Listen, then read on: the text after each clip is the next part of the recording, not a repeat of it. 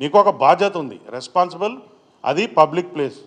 నువ్వు బాధ్యత ఉన్నప్పుడు ఆ రెస్పాన్సిబిలిటీని భుజం మీద తీసుకోవాలి.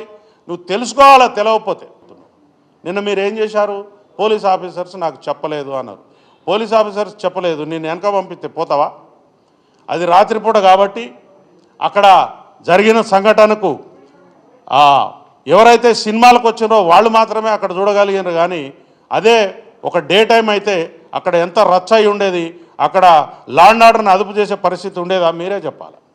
ఎందుకంటే అవాంఛనీయ సంఘటనలు జరుగుతాయి. ఇక్కడ జరిగిన వాడు బాధితుడు కాకుండా పక్కనోడు కూడా ఏదో ఒక పని చేసిపోతాడు.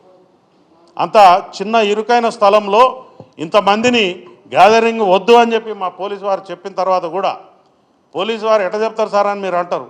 ఒక అప్లికేషన్ నా దగ్గరకు వస్తుంది, ఆ అప్లికేషన్ మీద నేను ఎటువంటి రెస్పాన్స్ ఇవ్వకపోతే దాని మీద మీరు మాకు పర్మిషన్ వచ్చిందా లేదా అని కాగితం మీద రాపించుకుని తీసుకుపోవాల్సినటువంటి బాధ్యత ఎవరైతే నిర్వాహకుడు ఉంటాడో అతనికి ఉంటుంది.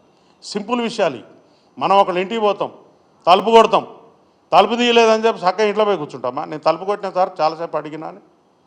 నీకు ఒక బాధ్యత ఉంది, రెస్పాన్సిబుల్. అది పబ్లిక్ ప్లేస్. నువ్వు బాధ్యత ఉన్నప్పుడు ఆ రెస్పాన్సిబిలిటీని భుజం మీద తీసుకోవాలి. నువ్వు తెలుసుకోవాలా తెలవకపోతే.